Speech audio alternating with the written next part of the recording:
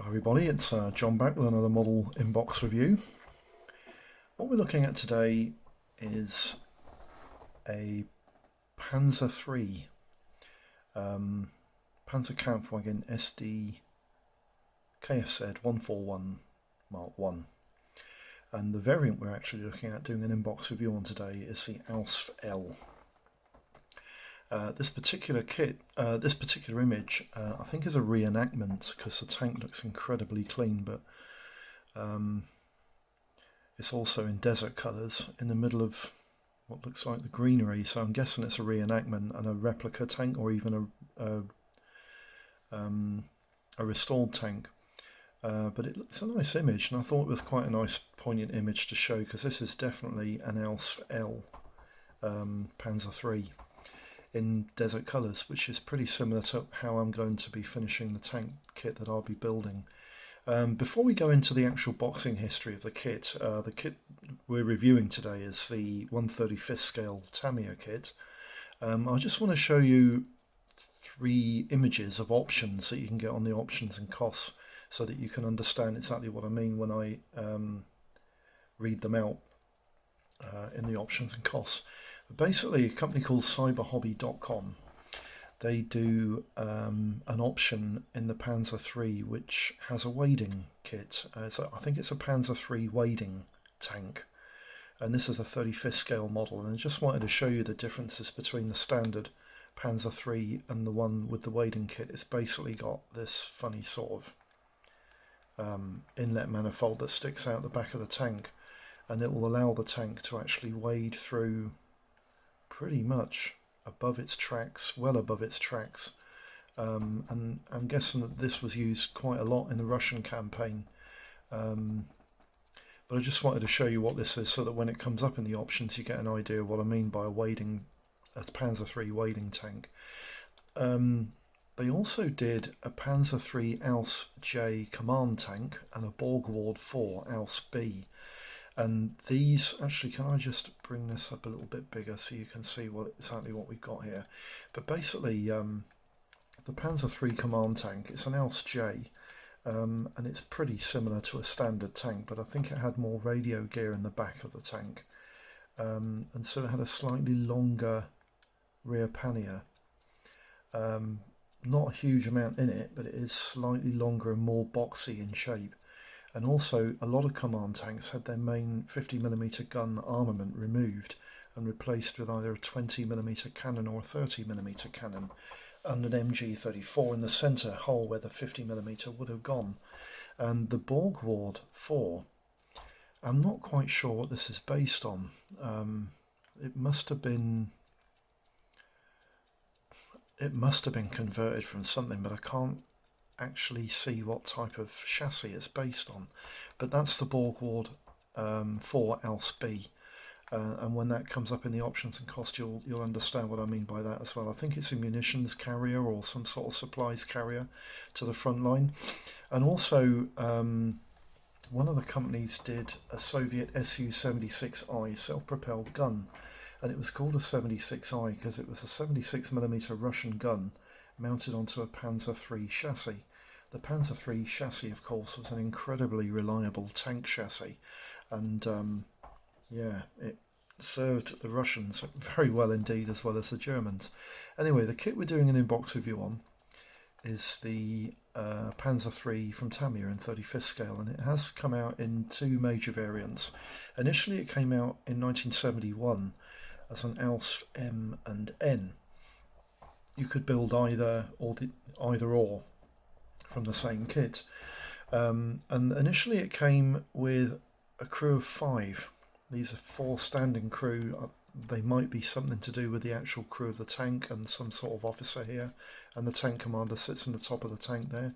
But they came with a pack of figures. That was a 71 release, and then in 1973 they re-released the tank with a motorised pack. And you can tell the motorised pack has got a different chassis bay here, and you'll see the difference in the 2 chassis bays, but you've got like a slot, vertical and horizontal, and also some sort of small hole here. One of them will be for the switch, I would have thought. and the battery pack would have gone into there as well. And there was like some metal parts here with a drive shaft for the actual tank's tracks and all these grommets. You don't get any of this in the kit that I've got. And the tank would have been motorised, and you obviously would have ran on the tracks, no problem whatsoever.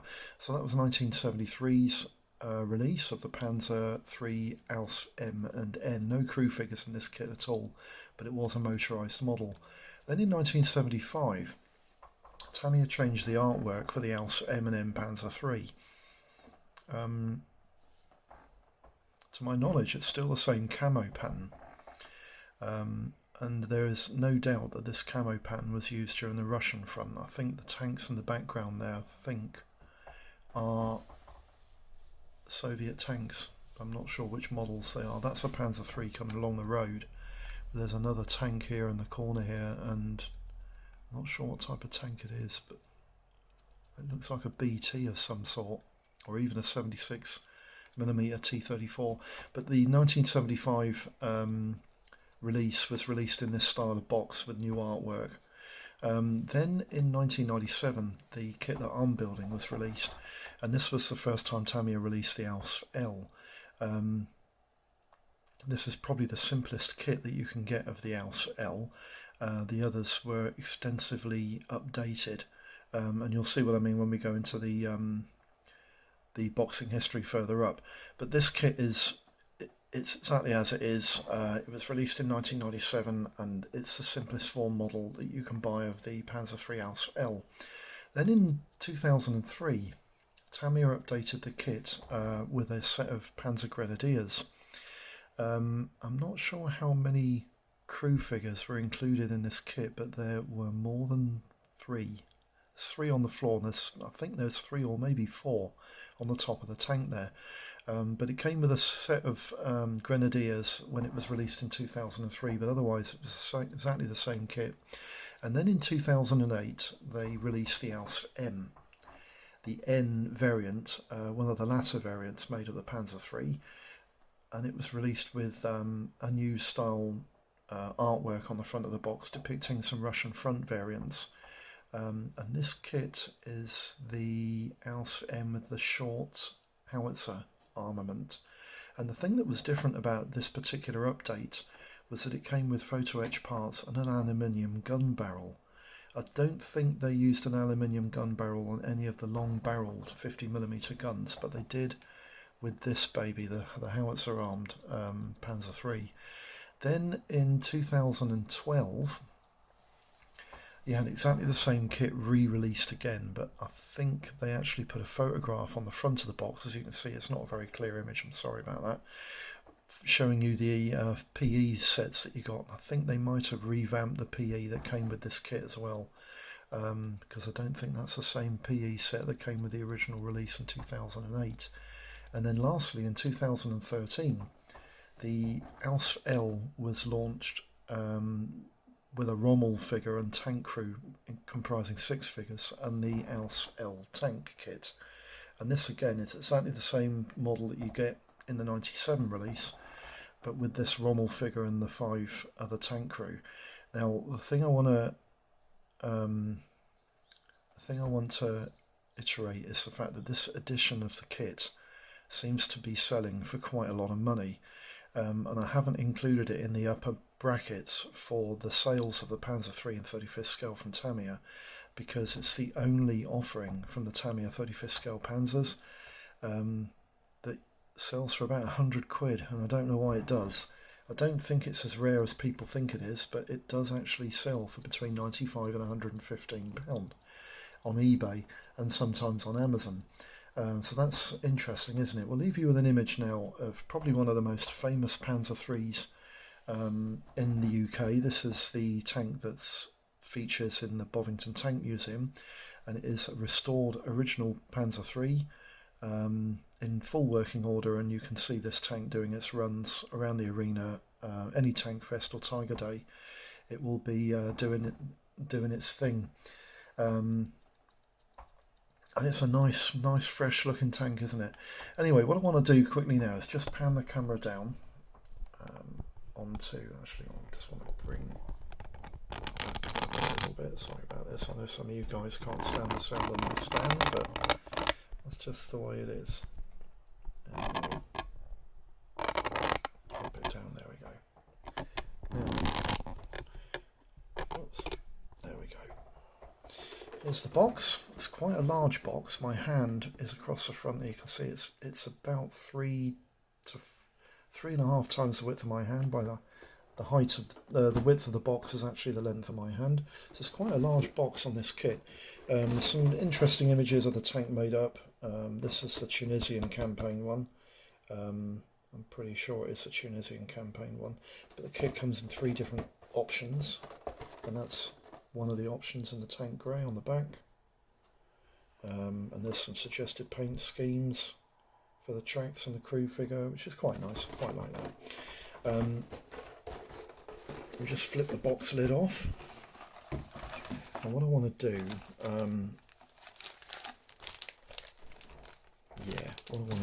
just going to take this stuff off and put it back in the box lid the way I want it to go back into the box, if you understand what I mean. There's quite a bit of plastic bags in here, and I've had a look at these sprues and I am quite impressed. The instructions, first of all, we always start on the instructions, don't we? I think I've got some decals in here. Yeah, we'll have a look at those in a minute. And we'll have a look at that in a minute. Basically, the instruction leaflet is about A4 size. There's a nice image on the front of the instructions of the kit made up. Tamiya's logo, kit numbers 215, and the name of the tank, and in 8 different languages here. I'm not sure what these 2 are here. One of them's obviously Japanese. I'm not sure what the other one is. Maybe it's Chinese, I'm not sure. Korean maybe. And then the other languages are on the top, and it's just the history of the tank, some basic stats and this, that, and the usual stuff you get, you know. And then on the inside of the first page, you've got some hints and tips and some suggested tools, which is always a nice feature. And then there's a paints list of some of the paint call-outs there. You can see those on the top there, that's no problem. Then you've got some safety instructions, and then you start with the build of the kit. The kit builds in 20 different stages, and although the kit's got quite a lot of parts, there are something like 250, just short of 250 parts in this kit. The instructions actually quite clear and easily to find to follow. In section 1, you're building the main chassis of the tank with the torsion bars and a few of the features that go on the corners of the four corners on the tank there. And in section 2, you're building up the road wheels, the gearbox housings for the drive sprockets, and the front fascia, or is that the back fascia, and the front glacis? Yeah, I think that's the back fascia on the back there, B3. And then you've got some suspension shock absorbers, and the 2 parts there, D28 and D29, are actually the escape hatches for the crew. And also in the drive sprocket sections, you've got 2 little grommets that go into there as well, and they're sort of a feature that were carried over from the motorised version of this tank, which is quite nice. In section 3, you've got some features that go on the tank itself, front and rear glacis. No, actually that's just the I'm just trying to work that out. That's the front glacis, isn't it? I think that's the front glacis. Then in section 4, you've got the road wheels, the drive sprocket and idler sprockets there, which is quite nice. They're quite easily. So it's very easy to follow, not really much of an issue. But in section 5, you basically marry in all those parts that you built in section 4 to the tank, and on the front of the tank you've got on the front of the tank you've got the main spare track and D17 that fits over the top, so that's going to make painting a lot easier. And there's an explanation of how the spare track goes together. There are 3 different parts for the track, which is nice and easy. Section 6, you're starting to build the body of the tank with some features, panniers, exhaust systems and engine covers, and the two forward hatches here in the front. And then you've also got a little section here that you have to put holes in the front glacis of the tank, and these are for two small parts that go on the tank in a minute. You'll see in section 7.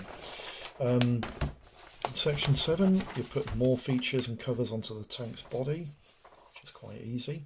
The front machine gun plate there, the glacis plate that goes on the front machine gun hatch and the driver's hatch, and then there's two little parts there that go into those two holes you opened up in section 6. Not quite sure what they are actually. There might be some sort of lighting system, or not quite sure. Section 8, these are spaced armour parts. You'll be building those either the A or the B style, depending on which versions you want to build for the two tanks. And then in section 9 you're basically putting that spaced armour onto the front of the tank. See that there? And then all the features, the tools, clippers there, there's a jack handle, an axe and a spade, and all the clips that hold everything in place. So that's going to make painting stuff up easy as well. I always quite like what Tamiya do. It's not very difficult to see why Tamiya form the benchmark to which people call what is quality and what isn't. Section 10, you're basically building the jack and a few pieces of lights and sub-assemblies, quite easy to follow, and then you've got some other features, spare wheels, and the lights actually go onto the body shell that you built earlier. And then in section 12 you're putting some tow ropes and some other features, bits and bobs, and a rear lamp into the tank's body shell there, quite easy to follow. And in section 13, here we go, section 13, you're marrying the tank body to the tank chassis, and you're fitting the tracks. So I'm not sure what those tracks are going to look like, but I'll be honest with you, the Panzer II that I built that was a Tamiya kit, the tracks look pretty good on that, and they fitted like a glove. They didn't disappoint me, let's put it that way. Section 14, you're building the tank gun mantlet, and it's a spaced armour section for the tank gun mantlet. And then in section 15 you're building the tank's gun assembly, which is quite detailed actually for something that you're not likely to see that much of. And then the mantlet goes on over the front of the barrel there, and then it's an exploded view of what it looks like from the other side. You've got to build this little part here, which is a sub-assembly that goes inside the two mantlets, the spaced armour mantlet and the actual turret mantlet. And in section 16 you start to build the turret, and that all goes together quite easily. Got some little hatches here in the side here, and the turret ring and the turret body. Quite easy, the upper turret piece. Section 7 you've got some features that fit onto the back of the turret there, and the cupola sub-assembled, which is quite easy. And in section 18 you're putting all those features onto the tank's turret. Quite easy. Cupola fits on there, and these two parts here, you've got some sort of feature on the inside of the panel, and then I think they form vents, and then these go on the side escape hatches. It's quite easy, isn't it? And then in section 19 you're putting the radio pannier on the back, and the other hatches that go on the sides. Quite easy really. And then in section 20 you're just finishing off basically. There's not that much left to do in section 20. Let's just fold this up. There we go. In section 20 you're marrying the turret to the tank's body shell. You've got an extra set of spare track link there, and a pannier cover that goes over the top for the track link, and you've got the suggested paint schemes for the commander. Now he obviously will be a different colour depending on the two major colours that you're painting. He'll either be tank grey, or what they call Wehrmacht uniform grey, or he'll be Africa called sand coloured yellow. Right, what I wanted to quickly do now is I'll just put those up on there, and then the last section of the instructions is actually the paint guide. You've got some painting and decal application guides there, which is quite easy to follow. In loads of different languages, which is good. And then you've got the first option tank there, which is the one off the front cover. I'll go through what the actual options are when we do the gun on the kit itself, and then you've got option 2, which is a Tunisian option, and the Russian winter option. That'll be the tank grey option kit. I always quite liked the Panzer III. I've always thought it was quite a nice looking tank. Out of most of the Panzers, I thought it looked like a tank. Do you know what I mean? It really did look like a nice piece of armour. The decals, Tamiya decals, are what you would call top quality. Never usually that many in an armour kit. There's not usually piles and masses of stencils to go through, but the quality of the decals are quite good, and these don't disappoint me either. They're not very raised. The backing film is incredibly clear. The definition on all of those decals is superb, and I'm not expecting them to give me an issue. They look very, very nice indeed, so I'm quite happy with those. Just want to put that back into there, and then we'll go to the first sprue. Now I don't want to go pedantically through these parts, but I do want to show you, if you're not used to buying a Tamiya tank kit. I mean, I wasn't used to buying a Tamiya tank kit until I built the Panzer II, and that's a cheap and cheerful tenner's worth of tank. This one's more like £22 when you buy this one, but the actual quality of the parts is superb. I mean, look at that body shell on the top, really nice. The texture on it is really nice. You've got some nice sort of ribbing, like meshing going on the top there. The definition is absolutely fantastic, and the quality of the casting is really nice too. You can see that, you know, the quality of the casting is incredibly nice. There are actually companies that do more defined casted parts by using a different type of injection molding system called injection slide molding, and they get really, really crisp and really finely detailed parts on their armour kits. But these are really, they're good enough for me. I quite like the look of them. Got two of these, so I only need to show you the one. There's two sprues exactly the same as this. Don't really need to go through the parts with you terribly, but the road wheels, they're nicely detailed, aren't they? The definition on the holes all the way through, they're really nice. The drive sprockets, the idler sprockets, very nicely cast, and there's one of the drive gearbox housings. Nice. They're the little return rollers. They're quite nicely cast as well, quite like the look of those. All these torsion bars for the suspension, really nicely crisply moulded, and all the small detail parts there, the lights and this, that. Yeah, they're nice, aren't they? I like these. I like the look of this kit a lot. Then you've got this sprue, and this sprue comprises this tow rope that goes on the back. This has come for a lot of criticism from some of the pro builders and reviewers. They actually think that that is garbage, but to me, that doesn't look garbage. That'll paint up nice. You can, you guys that like washing stuff, that'll take on a wash really nice as well. Get some good definition in there. The tank commander figure is quite nice. It's got a separate head, completely posable, and again you've got this really nice casting and moulding on the parts here. It's really nice. I like the look of that. The escape hatches for the chassis, very nice. So you've even got a set of headphones there for the commander. That'll make him look like some of those guys who walk around Britain and probably the country you live in, listening to music whilst they're jogging or going to work or whatever. I call them Cybermen. The last sprue comprises the cupula for the turret. The parts of the cupula, they look quite nice. All these detailed parts here, nicely moulded bits and pieces. That's the inside breech housing for the gun. It's quite nicely cast as well. Turret ring. The turret ring does actually have a seat built into it. That's interesting.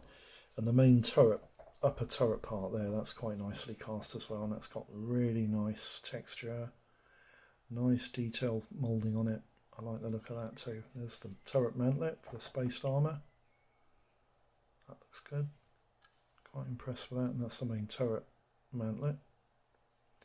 And the gun mount, which is quite good. Oh, nice parts, aren't they? I like the look of these. Very, very finely crafted. And then we'll have a look at this bathtub. Now then, the thing that's interesting about this bathtub is that although it's got no slots underneath for the motorised kit, it's got the battery guide layout inside.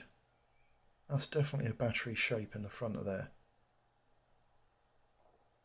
Got some information there written, quite make out what that says. Camera might pick it out. It says Tamiya 1997, that's interesting. Huh. This must have been a revamped part for 1997's ALS L kit, but the actual texture on the part is really nice. That's going to go on a treat, and also the underside is really nicely cast as well. I like the look of that. So they're nice parts. You've got a little grommet sprue here, which has just got 4 grommets on there, basically for the drive and idler sprockets. And then you've got these vulcanized rubber tracks. Now these are actually a different and improved version of the original tracks that went on the 70s releases kits. And these are the ones that I had on my Panzer II, and they definitely did go on like a treat. They looked the part. You could weather these quite easily, and they do take on a bit of paint here and there quite nice. So I don't think they're going to give anyone any issues. I don't think any of the parts on this kit are going to give anyone any issues. So what we'll do, we'll just put the lid back on this. I'll give you something nice and easy to look at. And bearing in mind some of the images that I showed you earlier, for some of the options, I'm going to just read through the information and then try and close this video down for you. The kit itself is a Tamiya Panzer III SD KFZ Model 141 Series 1 ALS L tank. The kit's serial number is 215 and it's moulded in 1/35th scale, and its original release date was 1971, but the ALS L was revamped in 1997.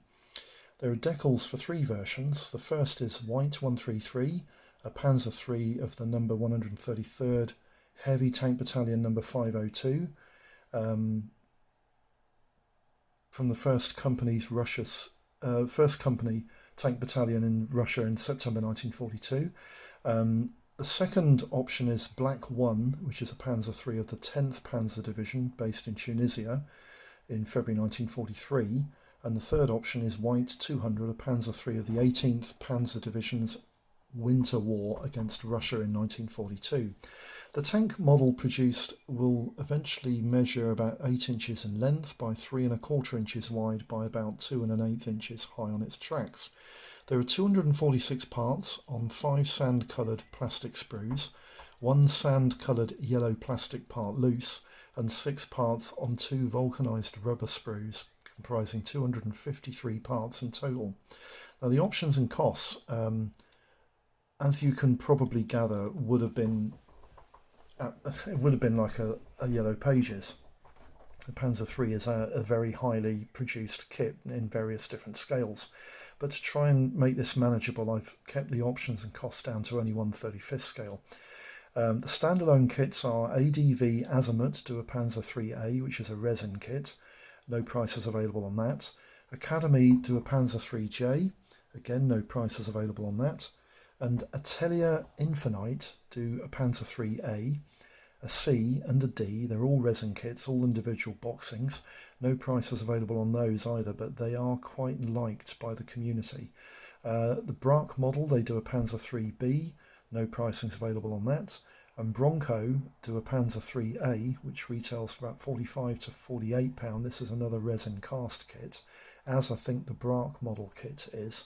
The only issue with the Bronco kit is that the modelling community and professional builders and reviewers detest this kit because it is such a pig to build.